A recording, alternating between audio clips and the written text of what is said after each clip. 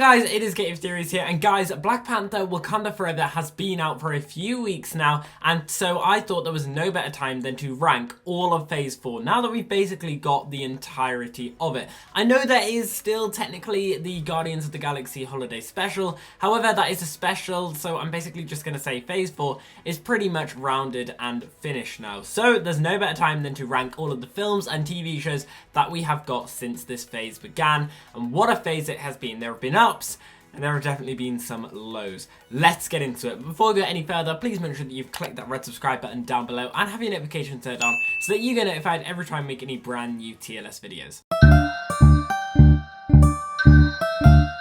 If you want to join in with me at home, there will be a link to the TLS down below in the description that you can go and check out. But yeah, let's get straight on into this. So, firstly, we've got WandaVision, which of course kicked it all off. Now, I know lots of people have mixed opinions on this. Most people, and me included, all agreed that it starts off absolutely brilliantly, and it basically sets the tone for what Phase 4 is going to be. And that is, it doesn't have a strict tone, it just goes on with whatever it feels like, and WandaVision especially plays into that. I think it's a great opener. I know Black Widow probably would have made it an even better opener, however, Black Widow probably should have been in Phase 3, not Phase 4, so there's your answer to that. In terms of WandaVision though, upon reflection, from a second time watching, I do think the ending isn't as weak as everyone said it was. It's definitely the weakest part of the show, don't get me wrong. However, it gave us the Scarlet Witch, it was amazing, and who doesn't love Agatha all along? By far, S tier. Next we have Falcon and the Winter Soldier. When this first came out, it was like the highest of highs for me in terms of what these Disney Plus shows could be. And I absolutely loved it. And throughout all of 2021, it was like my favourite Disney Plus TV show.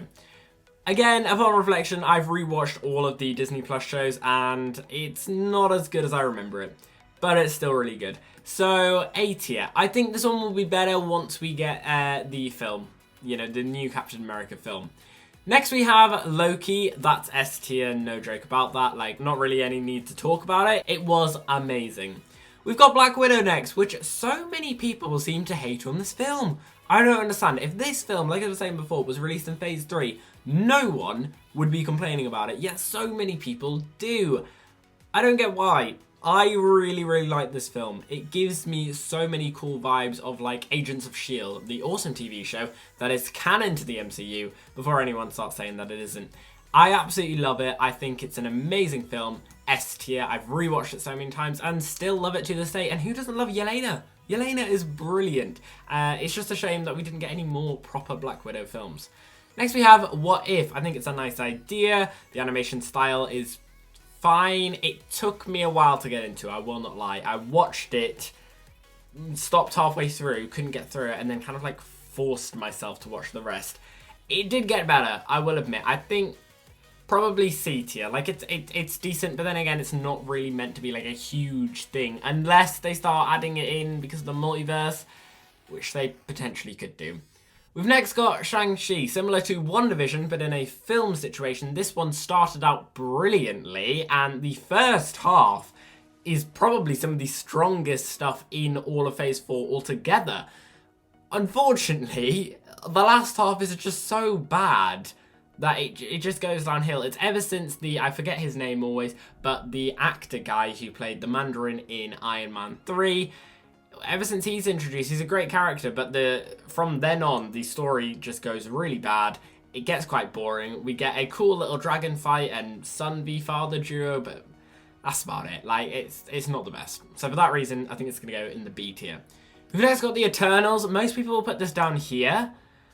I don't understand why. What is so wrong with this film? I actually thought it was absolutely amazing, and I absolutely loved it. I came out of the cinema thinking, wow, what an amazing film. And I've rewatched it several times, and I still love it. Why do people hate this film? I don't get it. I mean, the Harry Styles bit at the end, if people don't like Harry Styles, fair enough, but what's wrong with this film? I think it's amazing. It's got 2 Game of Thrones actors in, and now Kit Harington is going to be a permanent character in the MCU. What could be better? Saying that, with Game of Thrones, one of the main characters is called Cersei in this, so for that reason, S tier. Absolutely love it. Like, I don't know why people hate this film so much.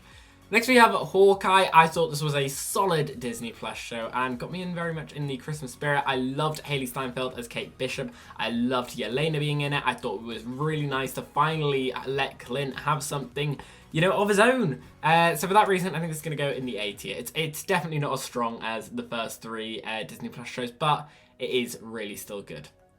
Next we have Spider-Man No Way Home.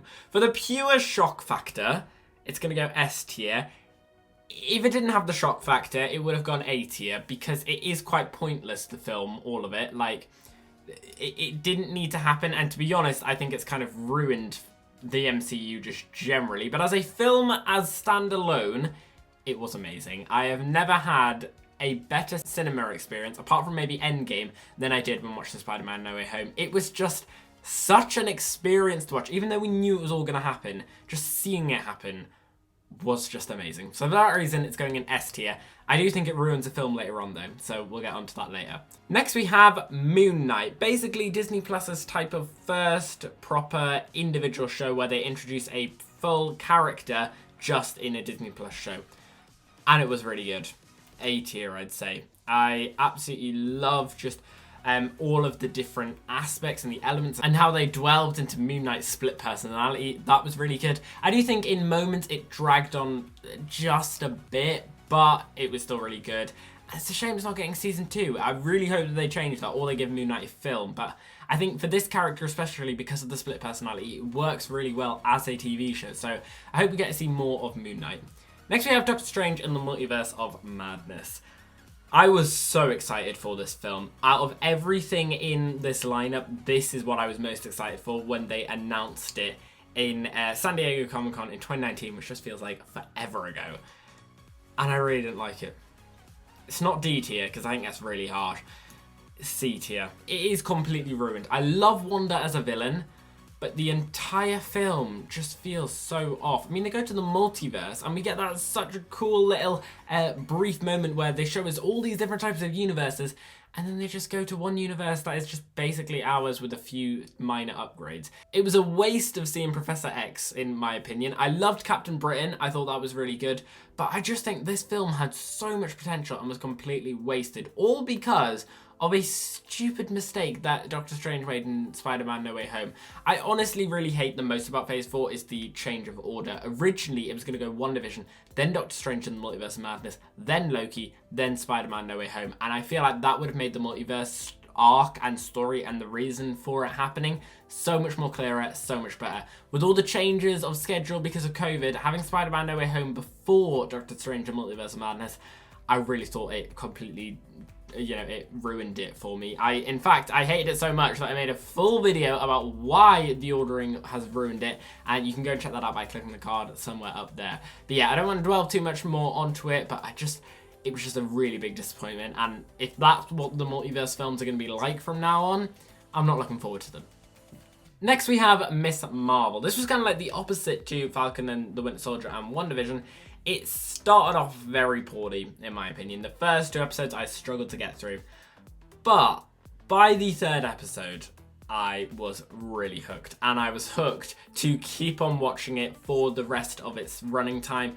And it was absolutely amazing. I absolutely love it. I think Kamala Khan is absolutely a brilliant character. The end credit scene is amazing. I love just her energy and her vibe. And I just think it's a really great show. So for that reason, it's going to go A tier. Next we have Thor, Love and Thunder. It's a nice comedic film. It's nothing I'm going to really look back on and think, wow, that was an amazing time for the MCU. And I don't think it's as good as Ragnarok, but it's fine. So B tier, I'd say. Same with She-Hulk. It's not incredible. It's not like the most amazing thing that's ever happened in the MCU. It's B tier, I'd say. It's fine. Werewolf by Night, it wasn't really my vibe. I know that's a special, and it's probably not even... Is it canon in the MCU? Possibly, possibly not. I'm gonna say C tier. It was fine. Like, nothing really that special happened. And finally, we have Black Panther, Wakanda Forever. By far, top S tier. And I think what a way to basically end all of the main stuff in Phase 4. This film does something that is very hard to do, and it deals with the grief and loss of Chadwick Boseman in such a respectful and perfect way that I honestly love this film so much. And I think Shuri as a Black Panther, maybe possibly turning to the dark side, Killmonger being in it, just Talakan in general, all of that sort of stuff, Namor. It was just such a fun vibe that I honestly never thought that a film could beat the first Black Panther. I think this one did. It was amazing. I absolutely loved it. And to be honest, I was losing hope with Phase 4. Even though lots of these are an S and A tier, as a full structure of a phase, I think it's quite weak. Wakanda Forever has made me have more hope in the MCU now, and I cannot wait for it. But anyway, guys, that is my tier list for Marvel's Phase 4. What did you guys think about this? Do you agree with me or not? Let me know down below in the comments, and what your favourite film of Phase 4 or TV show of Phase 4 was. And as always, we've been here on Creative Theories. Thanks for watching, and I'll see you guys later.